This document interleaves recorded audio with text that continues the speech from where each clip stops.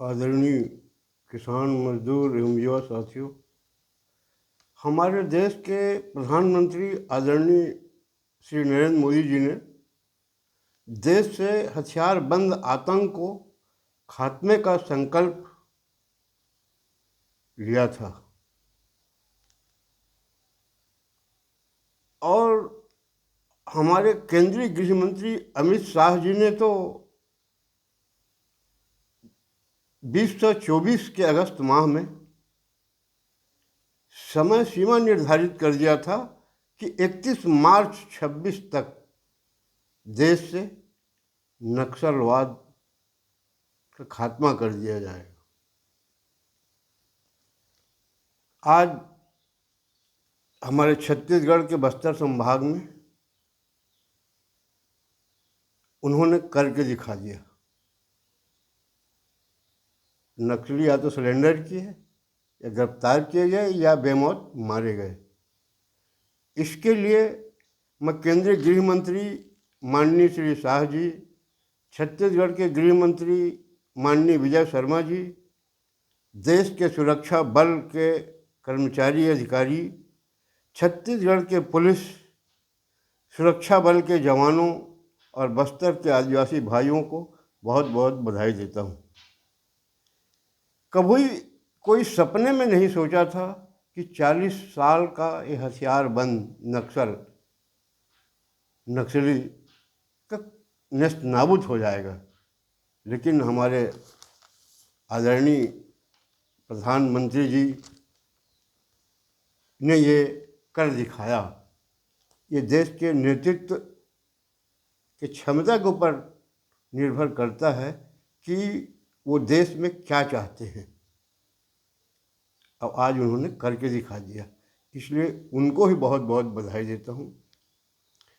आज मैं अपने देश के प्रधानमंत्री जी से निवेदन करता हूँ कि जैसे आपने नक्सलवाद के खात्मे के लिए मुहिम चलाया, उसी तरह नक्सलवाद का सौतेला भाई भ्रष्टाचार है, उसके लिए भी समय सीमा तय कराइए ताकि शासन की सुविधा आम जनता को मुफ्त में मिल सके और विकास के नाम पर शिक्षा विभाग, स्वास्थ्य विभाग, सड़क विभाग,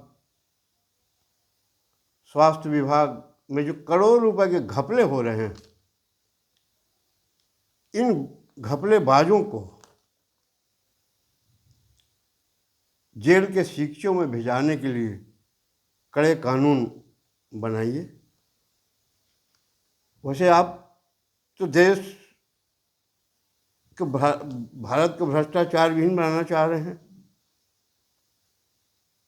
लेकिन मैं देख रहा हूं कि अधिकतर भाजपा शासित राज्यों में इसका पालन हो रहा है कि नहीं मैं नहीं जानता, मगर मेरे छत्तीसगढ़ में तो आदरणीय मोदी जी इसका पालन नहीं हो रहा है, ये मैं दावे से कह सकता हूँ। ये 2.5 साल या उसके पहले राज किसी का भी रहे, कांग्रेस रहे या भाजपा रहे, उन्होंने इस पर कभी विचार नहीं किया कि शासन की सुविधा को कैसा मुफ्त में दिलाएं।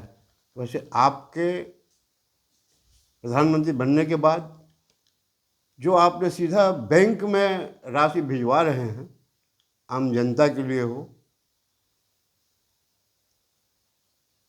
वो लोगों को वो तो मिल रहा है, मगर सरकारी कार्यालयों के माध्यम से जो मिलना है, चाहे प्रधानमंत्री आवास हो, सामाजिक सुरक्षा पेंशन हो, इसमें काफ़ी घपले घोटाले हो रहे हैं। अभी 4 महीने से यहाँ सामाजिक सुरक्षा पेंशन बता रहे हैं लोगों को नहीं मिल पा रहा है। शासन की सुविधा, चाहे प्रधानमंत्री आवास हो, चाहे राशन कार्ड बनवाना हो, चाहे कोई भी काम के लिए अगर आप जाएंगे मोदी जी हमारे छत्तीसगढ़ सरकारी कार्यालय में, बगैर रिश्वत के नहीं हो रहा है। वैसे आप तो किसानों को 6,000 रुपये साल में दे रहे हैं, छोटे किसानों को, मगर ये बताइए, जब वो शासकीय सुविधा लेने जा रहे हैं सरकारी कार्यालय में, तो कम से कम एक साल में उनको 10 से 20 हज़ार रुपये रिश्वत देना पड़ रहा है। तो मेरा निवेदन है कि भारत को जैसे भ्रष्टाचार विहीन बनाना चाहते हैं आप, इस पर भी एक मुहिम चलाइए, ताकि भारत, जो आप विकसित भारत बनाना चाहते हैं ना, उसमें सफलता मिलेगी मोदी जी। वैसे आप मुझसे ज़्यादा जानते हैं कि अटल बिहारी वाजपेयी जी ने सतर्कता विभाग के कानून में संशोधन करके भ्रष्टाचार विहीन सप्ताह देश में मनाने का निर्णय लिया था। उस सप्ताह को अनिवार्य कर दीजिए मोदी जी, जिससे क्या है कि पंचायत से लेकर के तहसील, जिला और प्रदेश स्तर पे कर्मचारी, अधिकारी, आम जनता खुलेआम जगह में शपथ लेगा कि मैं रिश्वत लूँगा न दूंगा। अगर इसके बाद भी कोई करता है तो उसके लिए कोई कड़ा कानून बनाइए, ताकि देश के विकास की राशि जो है सही जगह में खर्च हो सके। वैसे मैं जानता हूँ कि भ्रष्टाचार का आरोप अधिकतर समझदार लोग अधिकारियों पर, कर्मचारियों पर लगाते हैं, लेकिन मैं इसको नहीं मानता। बगैर मंत्री विधायक के इशारे के किसी कर्मचारी, अधिकारी का हिम्मत नहीं है, या वो नहीं चाहता कि मैं इतना गलत करूं जिससे मेरी नौकरी चली जाए, क्योंकि वो 30 साल के लिए नौकरी करता है, ये 5 साल के लिए आते हैं, लूटम लूट मचा देते हैं, जिसका खामियाजा आम जनता को भोगना पड़ रहा है। मोदी जी, आपके पास शायद खबर पहुंच गया होगा, या आप किसी को भी भेज के कहीं भी पता करा लीजिए हमारे छत्तीसगढ़ में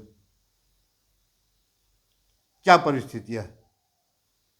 अगर मैं गलत बोल रहा हूँ तो हमारे छत्तीसगढ़ के कोई भी विभाग के मंत्री ये खुलेआम समाचार पत्रों में, पत्रकारों की प्रेस वार्ता लेकर के खुल के बोले कि मेरे विभाग में कोई भ्रष्टाचार नहीं हो रहा है, तो मेरा ये आरोप गलत है। जो सजा देंगे मैं भोगने के लिए तैयार हूँ। कोई ऐसा विभाग नहीं है, कोई दावे से नहीं कर सकता, कोई विधायक नहीं बोल सकता कि मेरे विधानसभा क्षेत्र में शासन की सुविधा लोगों को मुफ्त में मिल रही। ये जो नक्सलवाद का सचेला भाई है ना मोदी जी, इससे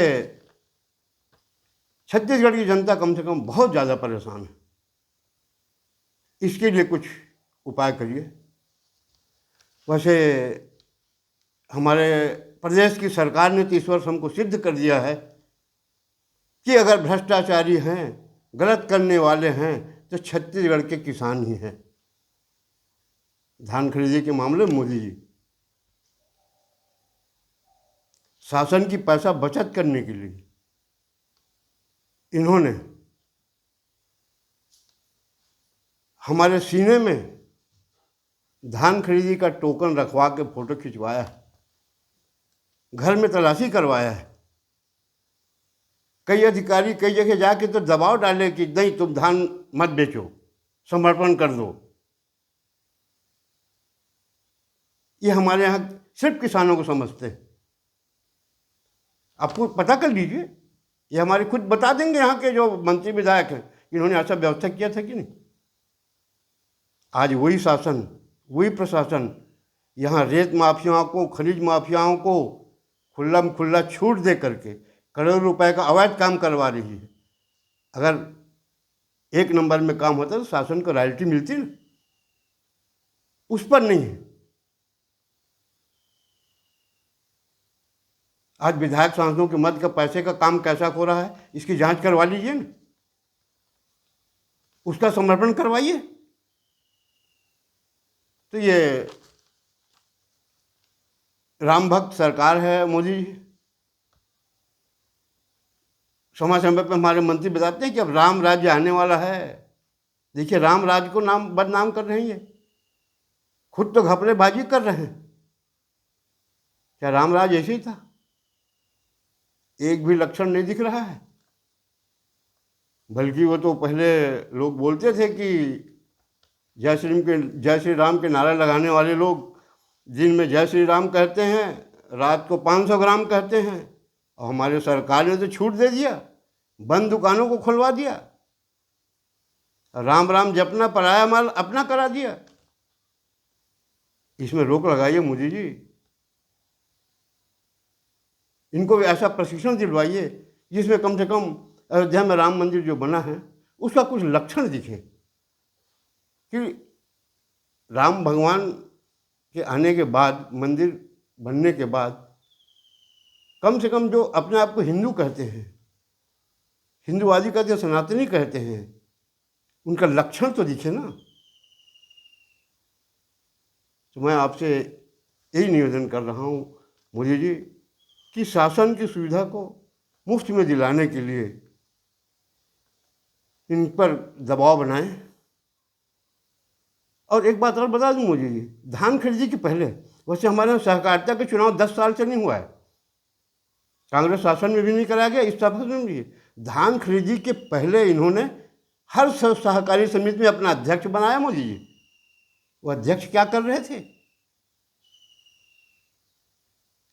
इन्होंने जो धान में आपका बचत का पैसा दिखाया होगा ना कि हमने ऐसा कर लिया, कि किसानों की आह अगले चुनाव में पता लगेगा किसानों के ऊपर कितना इन्होंने दबाव डाला था। और जो बचत किया है ना मोदी जी, उससे दुगना पैसा इनके जो धान के गोदाम हैं वहाँ रखा हुआ था, उसको अब मंत्री के कहने से बेच के खा गए अधिकारी, कि वैसे अधिकारी कहते हैं चूहा खा गया। अब क्या कैसा है, अब उनकी सरकार है, जांच कैसे कराएंगे, क्या करेंगे, तो उन्हीं तरफ रफा दफा हो रहा है।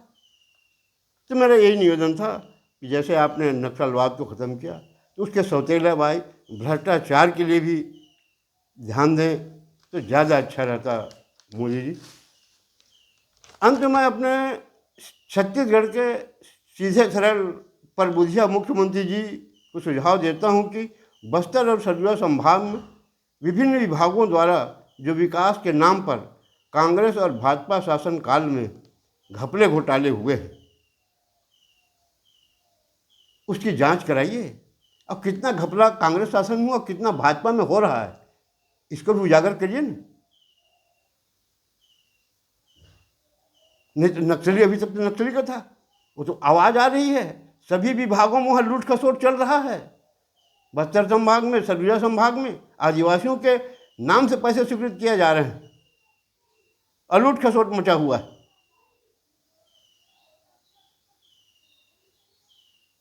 मुझे मालूम है कि वहाँ के विधायकों ने विधानसभा में प्रश्न उठाया था, मगर मंत्री महोदय, भाजपा के मंत्री ना, कांग्रेस शासन में जो घपला हुआ भाजपा के विधायक ने उठाया और वर्तमान भाजपा के मंत्री ने उस केस को पूरा दबा दिया। करोड़ों का घपला है मोदी जी, आपके फंड का है, शिक्षा विभाग में।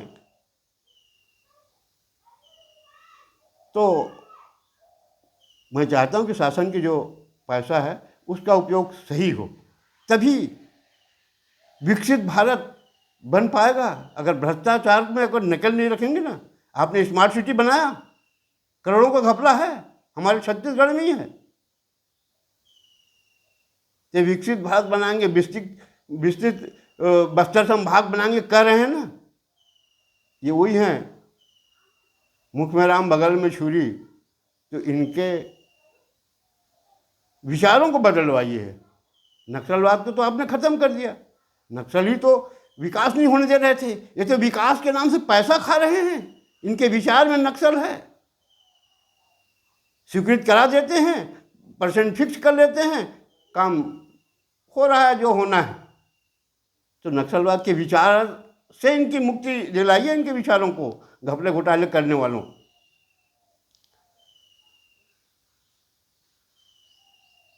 और मैं मुख्यमंत्री जी को सुझाव देता हूं कि बस्तर पुनर्वास व्यवस्था आपकी अगुवाई में की गई है, उसमें कोई घपला घोटाला ना हो, इसका आप विशेष ध्यान रखें। इतना करके अपने वाणी को विराम देता हूँ। धन्यवाद। जय हिंद।